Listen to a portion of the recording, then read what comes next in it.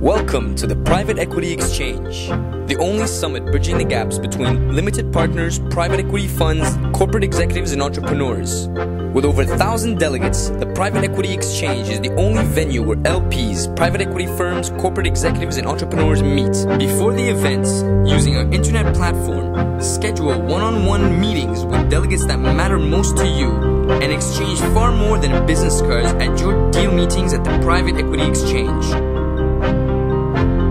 Gather great market insight with over 120 speakers and 6 tracks to choose from. The Private Equity Exchange, the largest private equity event in Europe for CEOs, funds, and LPs. Real estate and private equity. Pan-European Roundtable, vision of 5 leaders.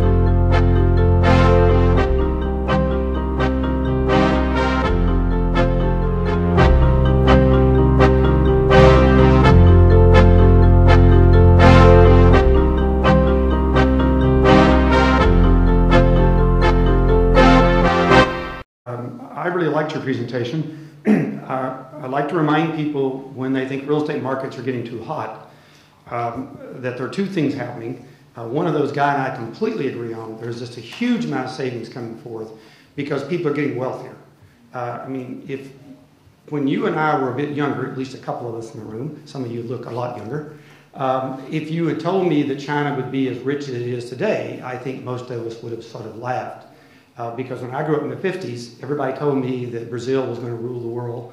And then in the 60s, they thought India was going to rule the world. So by about the time you finished college, you knew, wait a minute, probably Western Europe and America is still going to rule the world. But it turned out to change a lot, and everybody got very, very wealthy. A second point that I think is hidden in this data, which I love, is that when people get wealthier, they like real estate. You have better offices and better houses and better things in real estate because in America in 1950, and I don't know the European numbers, so I do apologize. Alec or someone can tell us the French numbers because the homes in France, one of the things I love here is they're so beautiful. But in the US, you had 7-foot ceilings in 1950. That was the standard house height in terms of the inside house. Now today, the typical homes all have at least 9-foot ceilings and typically 10 in the foyer, something we borrowed from France, of course. In addition, in 1950, the average home in America, to go with your numbers, Guy, was 750 square feet. That's 75 square meters.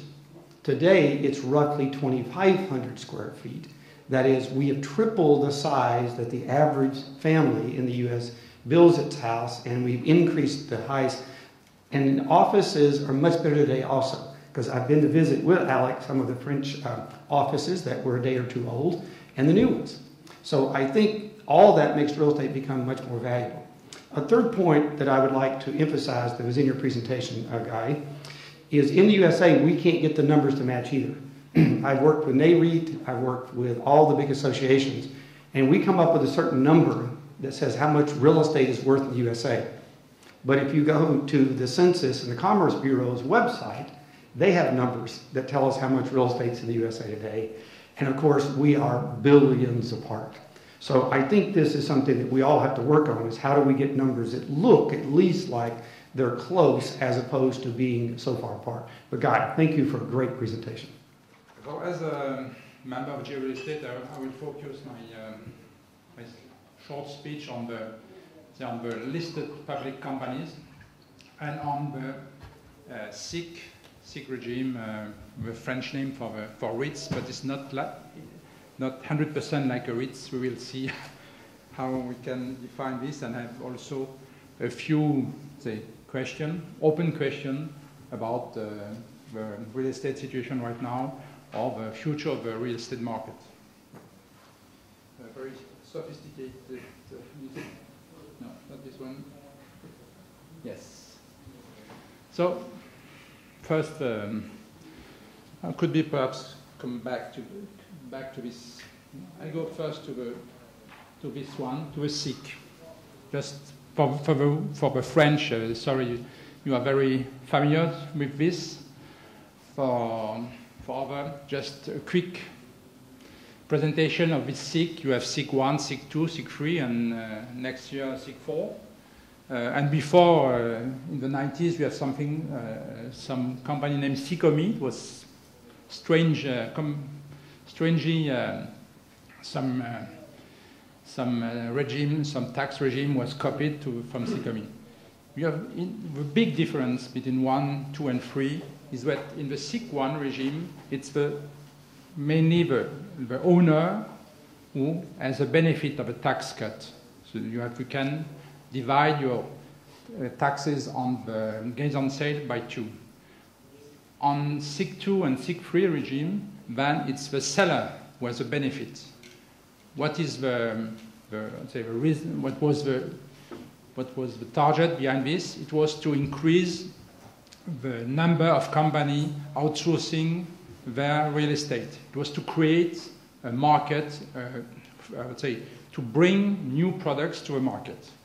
And as usually in France, when you want to increase the speed of some market, you try to do this with not with economic reason, but with tax advantage. It was the SIIC 1, SIIC 2, SIIC 3. Next year we'll have probably SIIC 4, because one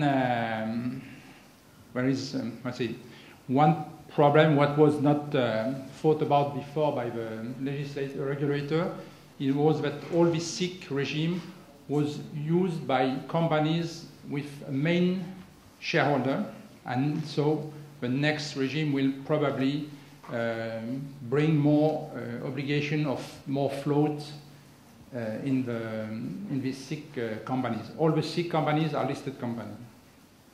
But this, it's quite complicated, but it's successful. Yeah, the market has validated the SIIC status. All French property companies have elected for the SIIC status. As we say, I think Alec would find the word, the old ones, les anciennes, have elected, and the young one also, the foreign ones also, and les adolescents also. Everybody has elected for the SIIC status. It was so competitive advantage that you have to elect it for. All the new ones, many funds and private companies have created their own SIIC. Morgan Stanley have created one, Mine de la Lucette, and everybody, even you have some, let's say, some family business who have created, wealthy family have created their own SIIC to bring their family real estate in this company and benefit of its tax credit. And I think the market also has proven that the SIIC was a good regime, because you have one big deal was Accor deal. It was a 1.5 billion hotel deal, and it was really, this deal was, came to a reality because of the SIIC, because of its decrease in the tax on the gains on sales. And it's also when we look at all the deals we have screened this year, 90% in volume for corporate deals ask for SIIC regime, and half of the single asset and portfolio deals ask for SIIC regime. So it's really a standard now in the market. So yes, it was shown by Marty. We went from a very sleeping to a boiling. I think it's not quite boiling, perhaps in the next year, but right now it's still a very dynamic market. But it's dynamic because we have capital flows, but also because we have new real estate, new products, standardization also. Now we can compare products. We have, if you go to logistics, you have warehouse class R, class B, class C. So you can, every investors can compare, and this is a part, I think, of the success of the real estate is to be more standardization on the products. You can compare the products, you can compare the companies. You have also specific vehicles. If you like, one of the example largely quoted is Foncière des Régions now.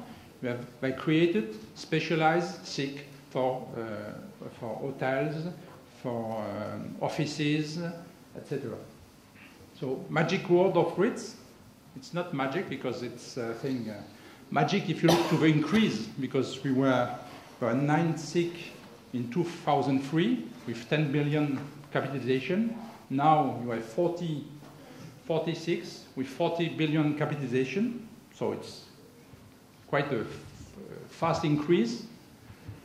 But it's not magic, it's just because you have the fundamental of the markets are now very good, and and all these SIICs are paying dividends and large dividends and have a good good rentability for the shareholder. But I think one problem in France. I don't know about German REITs, UK REITs, but in France is this complication with SIIC 1, SIIC 2, SIIC 3, and probably next year with the OPCI, a new vehicle. I think the next step has to be a simplification between this type of companies and I hope also some pan-European standardization, because German REITs is not very different from UK REITs and very different from a SIIC. Public companies but control. This is also the next step for the French market. It's to have a larger float. If you can find, right now, the minimum float is 5% or 10%, 5 to be listed, 10% for tax reason. That's very small, you know. And if you look at the major French real estate, the 10 major, you have 6 of them are controlled above 70% by the same shareholders. That's probably too much to create, let's say, a solid real estate market with very different let's say, shareholders. And I think, and the last question to be solved, and we must be as a professional in real estate very keen on this, is to first to have liquidity on the market, on the real estate market. Secondly, liquidity on the real estate public companies, and so third rule and last rule is still liquidity. And to have liquidity, you must have beyond this transparency and professionalism. So, thank you for your attention. I suppose I wanted to come at the subject of real estate financing, yes, from the point of view of a SIIC, but yes, from the point of view of a SIIC, which is controlled by, in our case, a Spanish company. And that is, in 10 years, the 5th generation of shareholders that have come through our company. And I think one of the important points, therefore, that I want to try and get through to you is that the whole SIIC regime in France, indeed the whole public listed regime in France, is currently in a state of flux. That's partly to do with our own organisation, but it's partly also to do with the fact that we have become an international and integrated asset class, and we are therefore subject to the same winds as everyone else. And perhaps to start off by just reminding ourselves that 10 years ago this wasn't the case. If you go back to 94, 95, the general perception of real estate as a financial asset class in the capital markets was one where a banker once said to me, lending money to real estate is like giving alcohol to a drunk. You know where and when it goes in, but you don't know where and when it comes out. And that was the perception of real estate. Now, the real estate hasn't changed, but what has changed enormously over 12 years is the perception of real estate. And why has that happened? Well, I put a few suggestions up here. It's partly because we've been able to illustrate the similarities between real estate and other financial asset classes. It's partly, too, because of self-regulation. One of, I think, the big signposts that we ought to pick out when we look backwards, at least, is the creation of an organisation called EPRA. EPRA, which was itself modelled on NAREIT. NAREIT, which was the self-help organisation set up by the US REIT industry back in the 1970s. US REITs created in the 60s, and REITs creation goes back to the 70s. And I think the industry realised, in our case during 2000, that there was a desperate need for self-regulation if we were ever to get ourselves as an asset class into the attention of the private equity markets. That also meant that we had to accept some of the constraints, the similarities, but also the constraints. And we've had to learn the language, therefore, of the capital markets. And I put up a few ideas there: Sarbanes-Oxley, transparency, Basel II, IFRS reporting, all of these ideas which are completely new to the real estate profession per se. Capital flows, which we were talking about, are not particular to the real estate market. We have enormously benefited from this savings pool that's been created, but we're not the only asset class that's benefited from it. And lastly, something that I've always believed, and which hasn't changed, and which I suspect is actually likely to reinforce itself over the next few years, is that the winds in real estate blow from west to east. It used to be the case that you could go to Chicago, talk to Sam Zell, and the ideas that he was putting into place in year one would find themselves in London in year 3 or 4, and in Paris in year 6 or 7.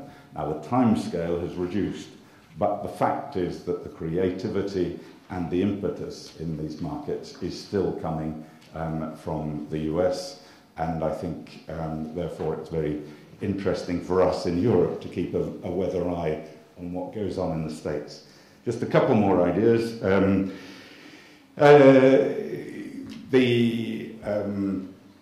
The internationalization which I was talking about of real estate, is that is it the chicken or is it the egg? But clearly international flows have made real estate an international asset class. To keep going on the figures, the estimated amount of commercial real estate investment transactions in the year 2006 is reckoned to be about $600 billion. 85% of that will be done in the 5 major markets. So is that a lot? Is it not very much? I mean, my feeling is that it's still peanuts in capital market terms.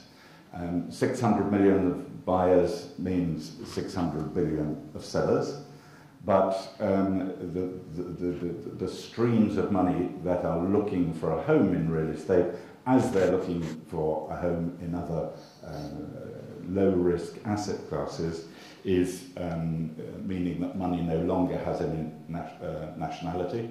That's not new. Even back in the 1920s, there was a Cambridge economist who produced a phrase which goes something like, money which is nowhere is always somewhere. You can't make money disappear. That mass of savings is now perpetual part of our life. And lastly, part of the language of this international real estate is REITs, SIIC as they are in France. We're very young in this business.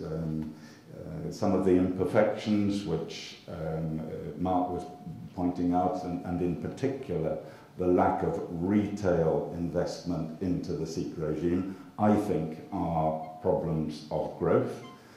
We've gone from, yes, 10 to 42 companies in 4 years.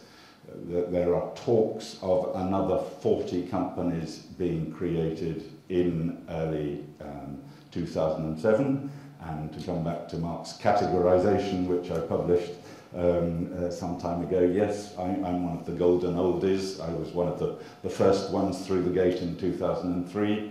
And we were then followed by the young ones, and the name that I'm going to give to the 2007 generation is the baby boomers. The sector is booming. 80 SIIC in the French market is too many. And if I had a thought for the end of 2007, it would be that just like the Americans, and remember that the wind blows from west to east in the real estate world, we will next enter into a phase of consolidation. Thank you. Let's turn to the other Mark from the Royal Bank of Scotland. Marc Labordes, would you come and give us your view? Well, I was pretty impressed at the beginning when reading the title, the headline of this panel, the vision of 5 leaders. I must say everyone around here knows that bankers have little or no visions, and they're paid to actually support their customers' visions. So that's what we do, and what we actually do is just servicing their needs. And among those needs, the one which is critical to everyone, and 99% of the case, that's what comes up first, is reducing in financing costs. And when it comes to reducing financing costs, there are a couple of words that are thrown away, and one of them is CMBS, commercial mortgage-backed securities. So what I like to do, and I apologize to those who know, and there are a majority here, I'm sure, know more than I do about CMBS, but I'd like to make a quick walk through this technique, knowing also that there is another panel later today, this morning I think, where financing techniques might be explored. It's so CMBS is just one way of that the investors, which were mentioned by Guy this morning, shovel money into the real estate market. We can on this slide you can see that it's in Europe it's still even if it's dwarfed by the US size of this CMBS technique of CMBS in the US, it's still something important. 40 billion euros in Europe, and it's growing very fast. It's again, it's like Alec was saying, wind blows from the west. US first in the late 90s, and then the UK, and currently Europe. France in that game is pretty minor, and it's only it represents a minor part of the game. There might be explanation to that we will be given. When bankers look into CMBS, there are several ways to categorize CMBS. But to us, one of the critical elements when we look at CMBS is whether the securitizing bank is going to underwrite or not the assets which are put in front of the market. When it's so the two, we call them agency CMBS when we do not underwrite, and principal CMBS when we do underwrite. So let's see the first one, which is the agency CMBS. In that case, some of you know that already, but basically you have the idea here is that the owner of the assets takes all the market risk. It's the arranger, which is the bank, only creates the issuer, the borrower, and the owner of the asset just get what the market is ready to pay for. The reason for the structure to be that complex with a borrower and an issuer is actually to create this bankruptcy remoteness. I mean, you need to propose to the market a vehicle which is completely isolated for any risk of bankruptcy at the REIT or at the old co level, and of course at the asset co level. So the other way of doing CMBS is when the bank is actually underwriting the risk, and technically this is not very different from the other situation, except that there is the bank initially underwrites the portfolio of assets that are put onto the market, and then goes to the investors and has this set of assets rated by rating agencies, and take all the risk of any market movements with respect to these assets. So you can see that on the first slide, you can see that the green part, which are the conduits, and they are the principal CMBS, create the largest portion of those CMBS. So why this CMBS technique has been increasing all over the world and is going to increase even more in Europe for the coming years? The quality of information is improving drastically every year. Transparency is now the key word in this industry. There are quite a number of ways to go to the markets, and as just underwriting or not underwriting for the banks is one way, but conduit, warehousing small package of assets and then put them into a conduit to go for the market is another way of doing that. So several ways. Some people do use securitization in the back of their mind with the idea of creating an image. It may be something which is valuing to put your assets on the market. It shows that you are able to produce straight information.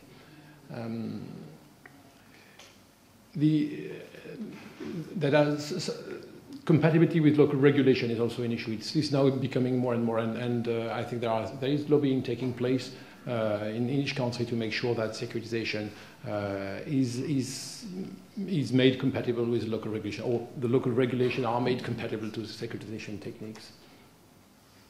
But actually the key driver is definitely the spread, and there has been a dramatic downward shift of spread during the last 5 years, and having said that, these figures, which some of you who are familiar with the market will probably find, like I do, that they are probably a bit rich. And today, I suspect that the spreads are lower than that. But even though what is seen here is spreads that are much higher than the spreads that you can see on the corporate loan markets.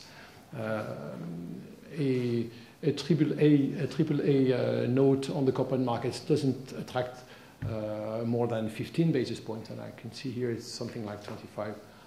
So that also, and I'd like to leave that for the conclusion. That may explain why my colleagues of the big listed companies rarely or have yet to discover the magic of CMBS. Actually, this is something which is used by organization with a lesser good rating than SFL, for example. Thank you very much for your attention. Last presenter, Gareth Lewis from the British Property Federation. Gareth? Well, having departed very briefly from the subject of REITs, then I'm going to bring us back to that subject just quickly. I make no excuses for having a focus primarily on UK REITs, but I think most of the points I'm going to make are relevant on a European and a global perspective as well. In the 5 minutes I've got, I'm going to. I thought I'd give you a brief summary of where I think we are with REITs in terms of the UK and globally, and I'd look at this in terms of what are the certainties and what are the uncertainties. Perhaps I should have used a Donald Rumsfeld expression: what are the knowns and the known unknowns? But starting with the certainties. The introduction of UK REITs, at least, will be, without a doubt, a good thing for the UK listed sector. That's a relatively narrow group of probably, or 14 companies perhaps, that are going to convert to UK REITs. But just as an example, Great Portland Estates, which is a sort of middle tier of those top UK companies, will be paying a conversion charge for converting into real estate investment trusts of about 28 million, and in return is basically eliminating a capital gains tax liability of 108 million. So they're removing that double tax charge at the vehicle level. But we shouldn't forget that this is also a win for the UK government and the Chancellor. The initial government estimations of the receipts they would get when companies converted on the 1st of January or thereabouts would be about 300 million. But in actual fact, British Land will be paying 315 million itself, and the actual total receipts look like they'll be somewhere nearer £750 million. So what are the other certainties? Well, a growth in the listed real estate sector. I think this is certainly from a UK perspective, REITs will be in a strong position to acquire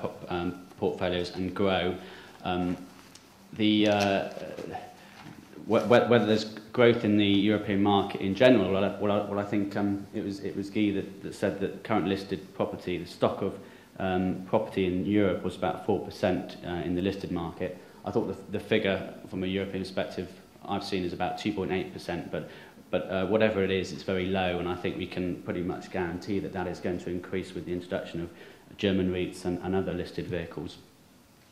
Consolidation, acquisitive activity, that's been raised previously. Again, I think that's something which I think is inevitable. We've already seen in the UK, leading up to the introduction of REITs, the merger of London Merchant Securities and Derwent Valley. And again, from the US example, it seems that bigger is better in the REIT world, and best-of-breed REITs will flourish.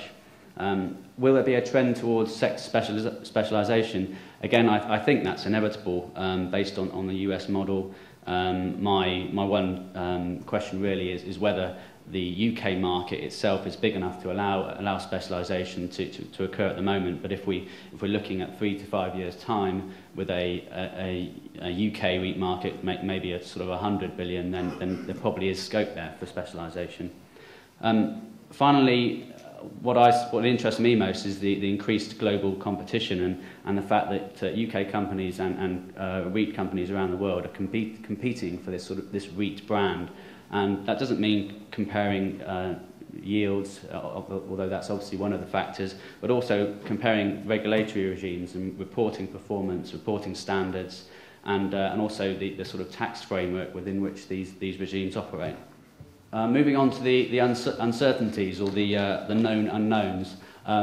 Will REITs achieve their full potential? Well, I mentioned the fact that I think there's certainly going to be growth, but there's a lot of noise out there in the market about the potential for the global REIT market to develop. But I think what often people just seem to assume is that the sort of legislative and regulatory changes that are needed to encourage that growth are going to happen. And we've seen it with the SIIC regime that's constantly being improved, and that's why we've got such a successful REIT market. But looking at the UK, certainly the growth potential won't be achieved unless there are changes. One of the big concerns in the UK was the development of new REITs as opposed to just the existing listed sector. And there are already rumours in the press in the UK that in the pre-budget report coming up next week, on the 6th of December, they're going to already announce changes quite fundamental changes to the REIT regime that's coming in to encourage those new listings. An increased retail investment into real estate. I think this personally, I'm sure is going to happen, and it's been mentioned by the previous speakers. But my view is that this is something that would happen anyway because of the performance of the property market as opposed to the introduction of REITs. Similarly, with the improvement in performance and management of real estate, I think that's something that is happening anyway due to global competition, and it's encouraged by the introduction of REITs, but would have happened anyway. Finally, on the impact of share price, well, I put this in there because that's the question everyone seems to ask, and I'm sure that other people on the panel will be able to provide a much more expert opinion than me. I can sort of say from speaking to people within the market that they seem fairly optimistic that we can see further increases in share price, but that's largely down, or almost completely down, to the wall of money that's out there trying to find its way into property, as opposed to any sort of change in fundamental performance. So I guess from my perspective, I think we're in extremely exciting times, and I suppose the third slide, if I had put one up, would be the unknown unknowns, and I really think that we're in a position where we don't know what the market's going to look like in a few years' time, but it's certainly exciting to be involved in it.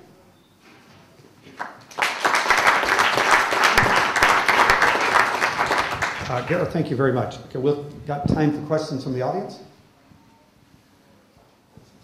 My name is Alan Saunderson. I'm the editor of Property Finance Europe. We started a couple of years ago in order to capture the business that's going to be generated by the disintermediation of the real estate sector in general. A number of questions, but I think first I'd like to ask Gareth, who I've spoken to before on the telephone, in regard to the worldwide thrust of trying to change the regulation through the OECD. I'm talking now about the double taxation treaties. That has come on to some extent. There was a meeting in the Treasury in June, somewhere around that area, I think, in Treasury in London, between many global associations looking at double taxation treaties, if one can change them in such a way as to get rid of, or at least improve the situation where companies can move in, for instance, to Alec's company, and make benefit from the taxation situation that perhaps some people see as not altogether fair. We're talking about the Spanish, of course, coming into the French companies. But that's what it's all about. My question is, have we moved further on that? Where are we with those negotiations? This is working. We are moving forward. I think by anyone else's standards, it will be very slow, but by OECD standards, we're going at breakneck pace. The general idea is to improve the OECD treaty model, to encourage cross-border investment, improve the general ability for companies to operate within the international tax treaty framework. And for example, one of the solutions, one of the effects of improving the OECD model would be to eliminate the concern that Germany and the UK have had with the treatment of substantial shareholders and loss of tax. Yeah. My personal view is that even though the OECD discussions will take a long time, they are moving in the right direction, and I see the improvement of the tax treaty network as being a quicker way to establish and improve cross-border investment around the globe, a quicker way than the sort of alternative, which is one of the other routes, which is to have sort of like an EU REIT as such. I think both are going to be very slow projects, but I think the OECD model may be the fastest way to get there. But the point, or two points. The first one I made in my introduction, we currently have a significant Spanish shareholder in our capital. That is the fifth generation, the fifth nationality of shareholders that I've seen that the notion of a listed company is that it is for sale, it's to sell and to buy every day. And that's inevitable. And if we're in an international world where international capital flows are, as I tried to make the point, a part of the game, then trying to prescribe where those capital flows can and cannot come from, you're in danger of interfering with the market itself. The second point is, I think we have all underestimated the extraordinary creation of wealth that there's been in the Spanish economy over the last 10 years, 10, 15 years. And the Spanish economy is a small one. And part of the international capital flows that we were talking about is the creation of that wealth in Spain, trying to find other homes for itself. And tax in that context is an interesting issue, but it's a totally marginal issue. Spanish property companies didn't traditionally pay a great deal of tax anyway, and criticising them for finding a tax-efficient way of exporting their savings, to me, seems to be missing the point. If you're looking for a liquid, large capital market, fiddling around with economic patriotism is a dangerous weapon. But as I say, I'm not a representative of the Spanish Chamber of Commerce, and I'm not a representative of the French SIIC regime as a whole. Good morning. My name is Andrea Barbalonga. I'm alum from London Business School. Just a question. We talked about the fact that a lot of investment at the moment is private in the real estate sector. And there seems to be a consensus on the board, on the panel, that slowly this will become more liquid and public to a certain extent. We talked about, for example, 40 new SIICs in France. Where do you see effectively the companies, the new companies coming from?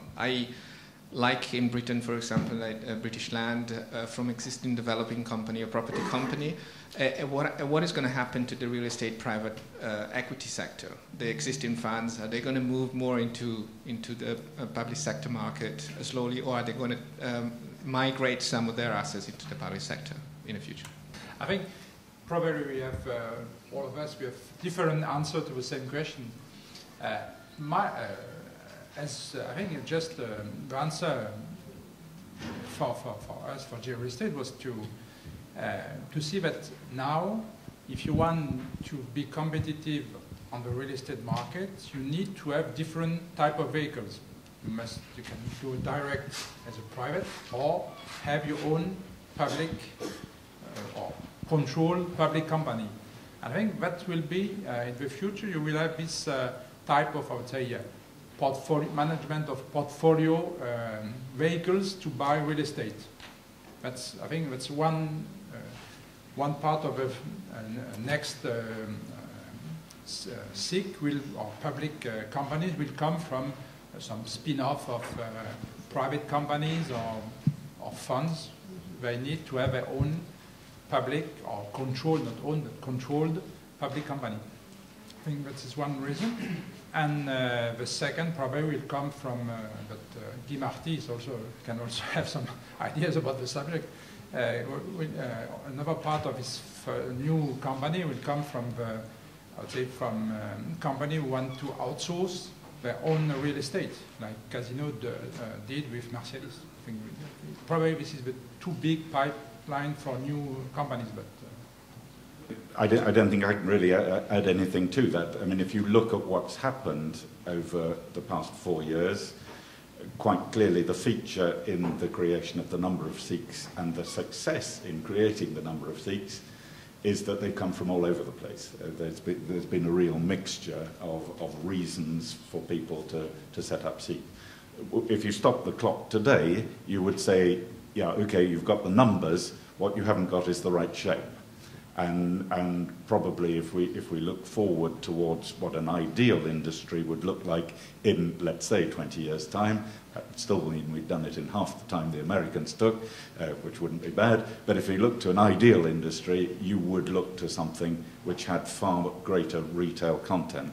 Now, that retail content can come either through mamas and papas investing directly in the companies, or it can come through UCITS, and certainly one of the real features, I think, long before we get to a European REIT, will be European REIT investors coming in through Luxembourg and pooling individual savings through unit trusts, mutual funds. The growth in those funds in Luxembourg over the past year has been absolutely spectacular, something like 4 times the capitalization at the end of the year that it was at the beginning. So I think diversity is the key, and it'll be an awful shame, I feel, to try and be directive about it. Long live the free market economy. If I could take a crack at that too. Let me say I think there's 2 parts to this question. One is, where are the assets going to come from? And then sort of where the source is they're going to provide those assets to the marketplace. Now, one of the things I think we haven't done in terms of talking to the public is who should be a REIT or a SIIC and who should not be. And to me, there's 3 kind of assets. There's assets that require sort of talented management.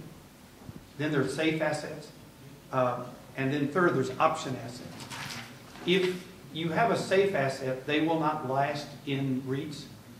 We've just seen that in the USA recently with Car America, and then more recently with Equity Office. Neither of their portfolios required extremely good management. They required okay management because they were basically Fortune 500 tenants in cities like Houston, Washington, San Francisco. Those are very safe markets, very known assets. They should be in structured real estate, not in the public market, because you can leverage them up. If you've looked at the Equity Office deal, that's a shell of a company now that's about 40% debt, according to the covenants.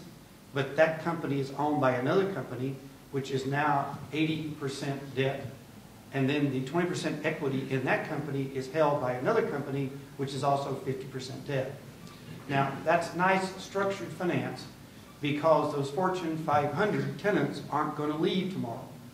And a REIT can't play that game. So those kind of assets are going to be non-REITs in the future. The option assets are assets where you're going to turn raw land or a shopping center that's not very good into something that's very good. They won't generally make it in REITs either because they're too risky. And the people who are talented enough to run those won't give that money to the shareholders. At least I wouldn't, and I expect Alec won't either. So that leaves you the group that can be a REIT or a SIIC, and that's that group that manages assets that are not quite safe, but they're not quite risky. And then who holds those? Right now, there are two groups out there who are holding those assets. They're the group that in France, you put in something equivalent to the American umbrella REIT, and that's where they're going to come from. You've got owners of these assets who no longer want to run them, and they have kids who don't have the talent or the taste to run them, but they're holding on to them now because they don't want to pay the taxes. And we had that problem in the USA. They just would not let go of the assets, even though it was rational. But when we put in the umbrella REIT, if you go back and look, American REITs did not grow until we put in the right for these private investors to swap them in to a partnership hidden under the SIIC, which then kept them from paying taxes until they sold their shares or they gave them their kids. Now that's one way that's going to pull them in. The UK has not allowed that yet, so we're not going to see fast growth, I predict, in the UK because of that, but you are going to see more growth in France. Now the other side, and I don't believe either France or the UK, and the Germans haven't thought about it because I've talked to them about this also, how do we fix it where operating companies can get real estate off their balance sheet and into SIICs? And that's going to take some clever thinking by government to do it in a way without believing they should tax those companies. Because right now, I've talked to the UK government, and they want to tax those people before they let it go into the REIT or the SIIC. And I think that's wrong. I think the ideal thing is to get it in the security market and not so worry so much about the taxes. I think Mark's going to come on to that. Mark, I saw you stand up on that. Yeah. It's for this market, I think all this outsourcing. If you look at the huge amount of real estate is still owned by the user, it's sure that it's a gold mine. But this gold mine, the problem of this gold mine, you have to prepare these assets, and the users have not right now prepare the asset to be sold, because to sell the asset you must have all the documentation, you have to prepare. And a second point, you have also to prepare your own people to pay rent, and that's pay rent. It's a good step to prepare people to be more effective in running the business. So I think it will take time, but it's when one will have shown the example, then the other, especially the listed company, have to follow the example. I think it will be. I was just going to come in with one point, and I think it goes. Our problem is really increasing the stock of investable real estate. The figure I gave you earlier, 600 billion euros of transactions in the world, 85% of that in the 5 major markets. Well, France is one of those 5 major markets, but we are patting ourselves on the back this year because we will do, let's say, 25 billion euros of transactions. Again, 25 millions of acquisition, 25 billion of sales. That's not bad. It's our best year ever, but it's still only 25 billion euros. If someone said, right, I want to put 50 billion euros into the market in 2007, we just wouldn't know where to find the stock. And it's terribly important, therefore, if we're going to provide more liquid, larger markets with a significant retail asset, first of all, that we get the initial stock. And secondly, I would say, and it's perhaps something that Marc can comment on, behind the securitization of the financing, what we need is a futures market. Because if you look at all the other investment classes in the market, one of the features that's required in order to complete the package is some way of protecting your future performance. And real estate is missing that at the moment. And whether it's futures, options, or some sort of derivatives, I think we're probably going to be looking at the bankers to provide it rather than trying to provide it ourselves. Well, the only thing I can add to that is that there is indeed a tremendous line of thoughts regarding the credit default swap, and I can see that that this is indeed that is being addressed. I just want to come back on what you said about outsourcing and how difficult it is to get these assets organized so that they can then be put in front of the market.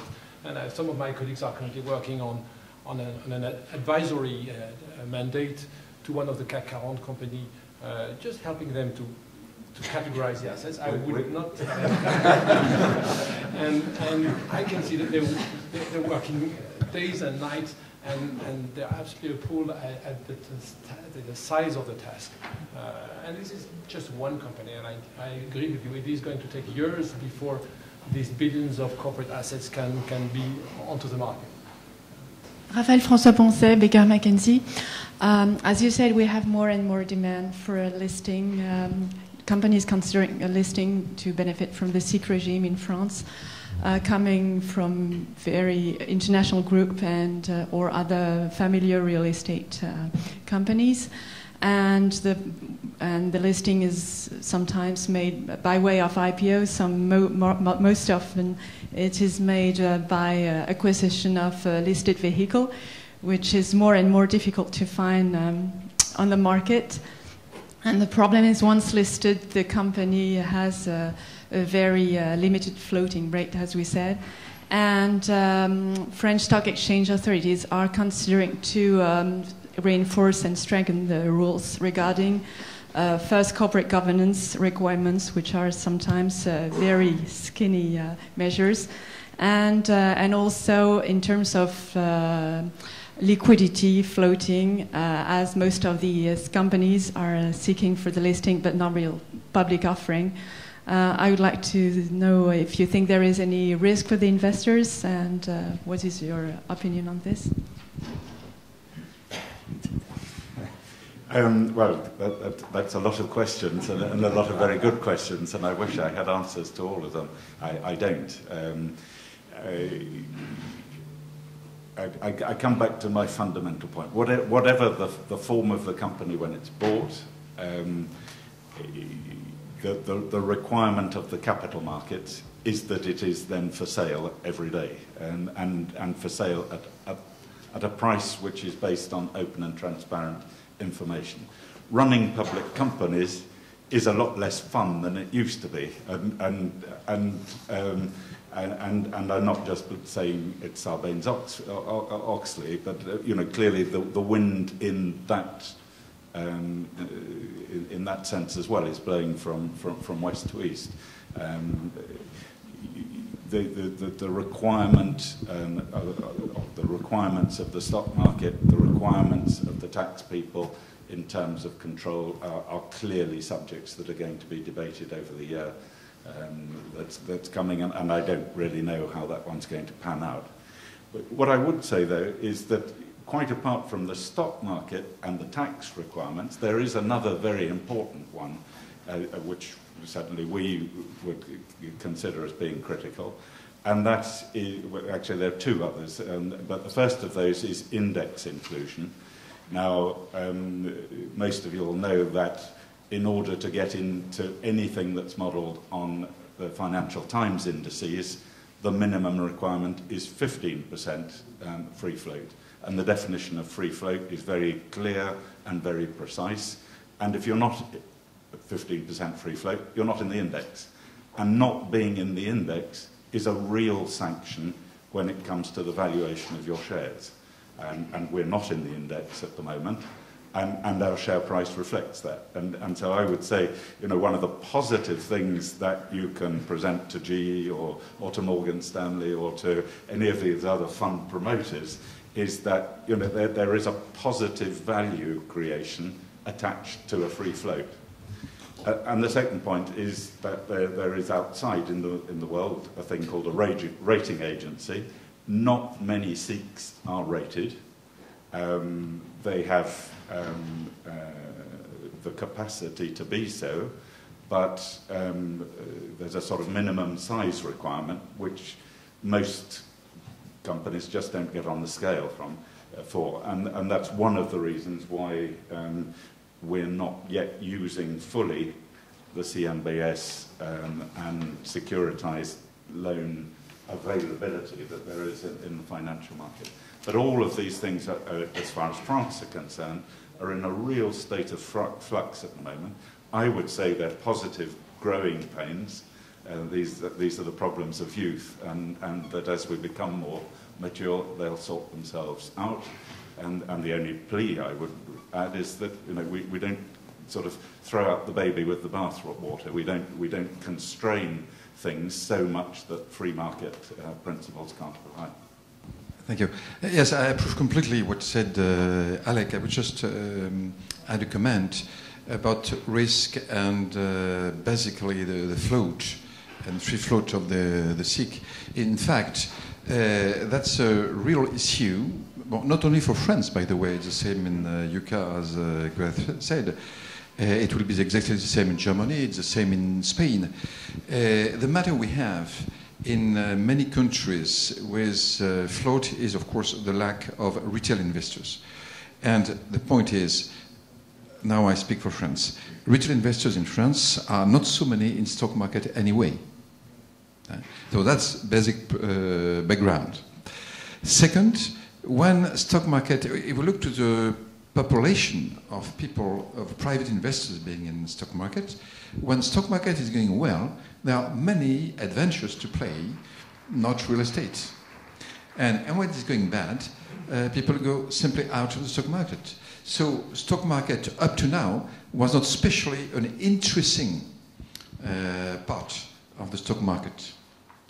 Now, that could change, and in fact, in France we had some periods in time, for instance, the ancestors of SIICs. I remember Marc said about Sicafi and so on. We had the ancestors of SIICs in the 70s were launched only with retail investors, not institutional investors. So they could come back, particularly with retirement problems, and look for medium risk yield matters and so on. But it's an issue that is going to move in the next few years. But the risk is dependent on this evolution, which is not, it's less a problem for me than an evolution being engaged in. Thank you very much.